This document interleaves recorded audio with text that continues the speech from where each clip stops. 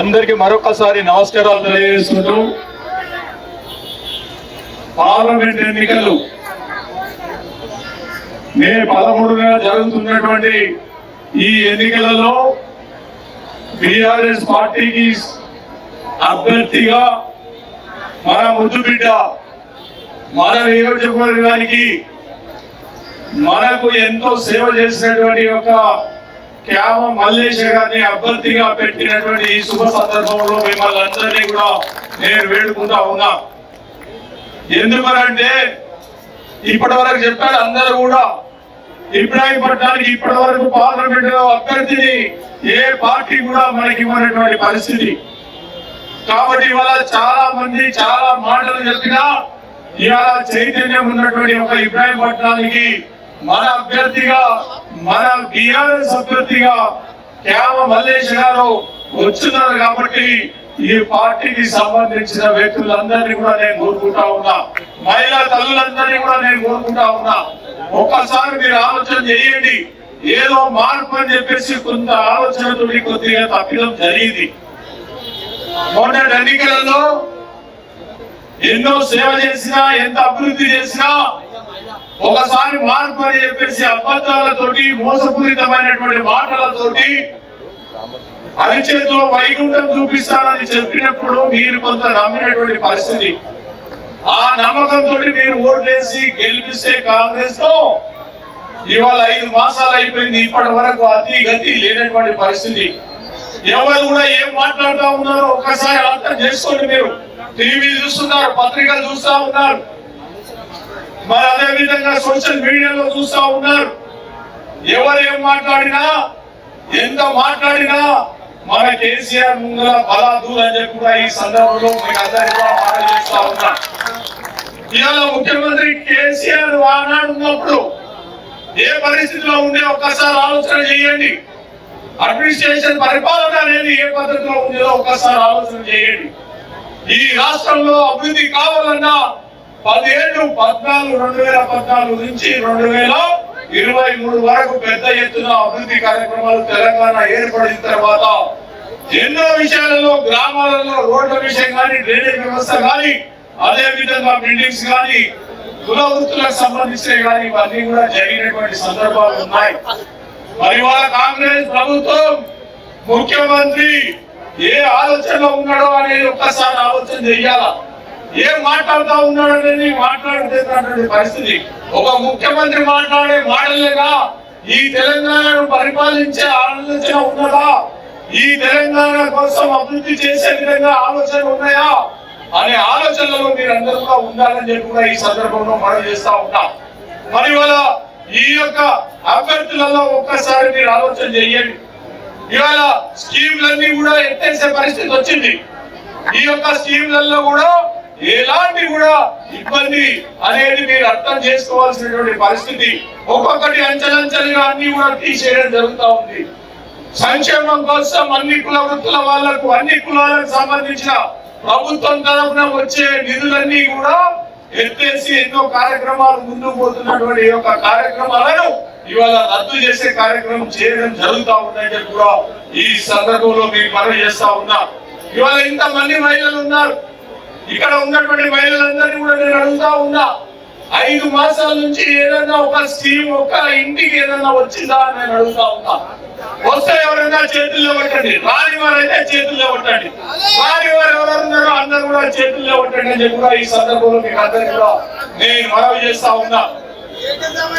మాయ model చెప్పి అన్ని 15,000 ఇస్తాను రైతు మని, 2,500 మహిళలకు ఇస్తానని, తులం బంగారం ఇస్తానని, అదే విధంగా మనకున్న అమ్మాయిలకు చదువుకున్న వాళ్ళకు స్కూటీలు ఇస్తానని ఏ ఒక్క స్కూటీ అయినా అమ్మాయిలకు ఇచ్చిందా నేను అడుగుతా ఉన్నా.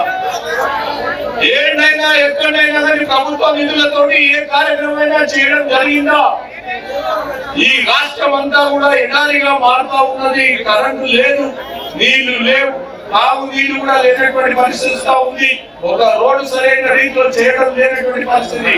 ఇవన్నీ కూడా మీరు ఆలోచన చేసి రేపు రాబో కాలంలో పార్లమెంట్ ఎన్నికలలో మన అభ్యర్థిని క్యామ మల్లేష్ గారిని గెలిపించినట్లయితే మన బిడ్డగా మన నియోజకవర్గానికి పెద్ద ఎత్తున నిధులు గాని ప్రేమ గాని అభిమానం గాని అన్ని కూడా చూపించడం జరుగుతుందని చెప్పేసి కూడా ఈ సందర్భంలో మనవి చేస్తా ఉన్నా.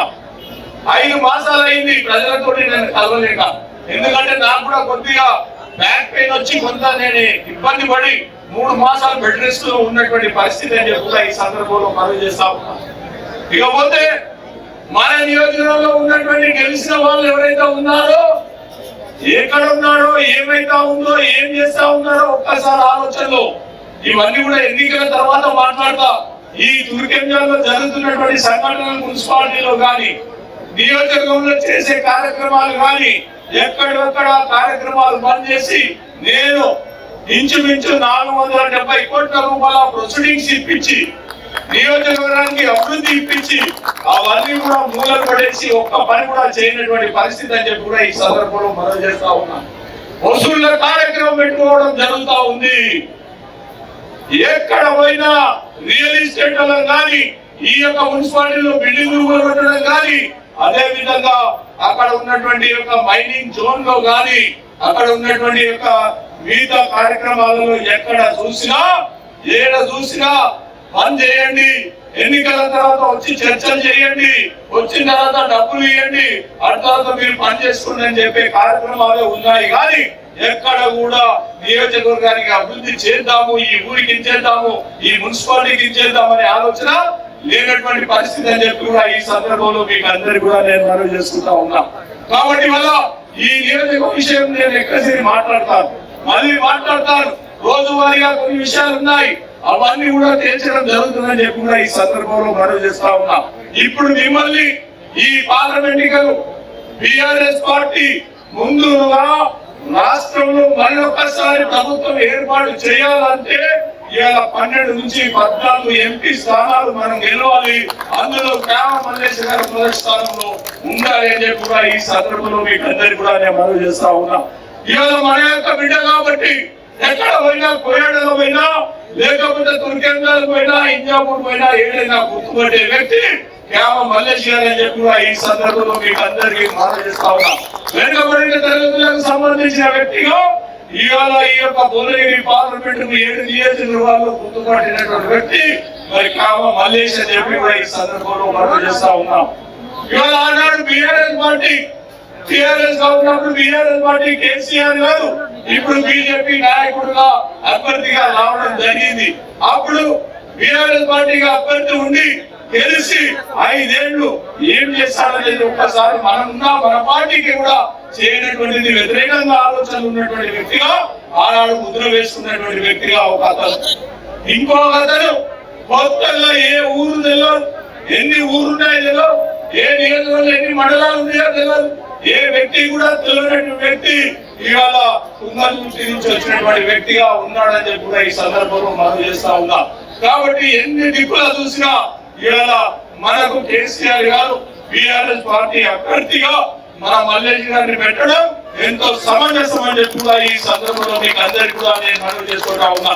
దయచేసి మిమ్మల్ని అందరినీ కోరుతా ఉన్నా, మొన్నటి ఎన్నికలు ఏమైనా నేను చర్చ పెట్టదలుచుకోలే, నేను ఎవరిని అడగదలుచుకోలే. ఎందుకంటే అది జరిగిపోయింది. ప్రజలలో ఒక మార్పు కావాలి, ప్రభుత్వం కావాలి అనే ఆలోచనలో కొంత చేయడం జరిగింది. అయినా దాని మీద నేను చర్చ పెట్టుకోలేదు, అది మర్చిపోయినాను నేను మర్చిపోయినాను. రేపు రాబోయే ఏం చేద్దామనే ఆలోచనలో ఉన్నాను. ఆ కార్యక్రమంలో ముందుకు పోతాం. కానీ ఇవాళ పార్లమెంట్ ఎన్నికలలో మిమ్మల్ని అందరినీ అభ్యర్థిస్తా ఉన్నా. ఏది ఏమైనా మొన్న జరిగిన సంఘటన మళ్ళీ ఒకసారి పునరావృతం కాకుండా ఏది ఏమైనా గ్రామ మల్లేశ్ గారికి అత్యధిక మెజార్టీ, అత్యధిక ఓటేసి మీరు గెలిపియాలని చెప్పేసి మహిళా తల్లులందరినీ కూడా, ముఖ్యులందరినీ కూడా, పెద్దలందరినీ కూడా, ఉన్నటువంటి చదువుకున్న వ్యక్తులందరినీ కూడా నేను కోరుకుంటా ఉన్నా. కాబట్టి దయచేసి ఇవాళ మన యొక్క బిఆర్ఎస్ అభ్యర్థి అత్యధిక మెజార్టీ గెలిచినట్టయితే ఎప్పుడు కూడా ఒక ఎంపీగా బిఆర్ఎస్ పార్టీకి ఉన్నాడు అని చెప్పేసి మనకు ధైర్యంతో ముందుకు పోయే విధంగా ఉంటుందని చెప్పి మరొకసారి మీకు అందరికీ కూడా నేను మనవి చేసుకుంటూ, ఇవాళ ఏమైనా కానీ మళ్ళీ ఆశ పెట్టి మళ్ళా ఎన్నికలైన తర్వాత నేను ఇస్తాను, నేను చేస్తాను అని అబద్ధాలు ఆడుతా ఉన్నాడు. మళ్ళీ మీకు అందరికీ కూడా తెలుసు ఏ మాటలు అవన్నీ కూడా ఒక ముఖ్యమంత్రిగా మాట్లాడే మాటలేనా, ఎవరైనా మాట్లాడిందా?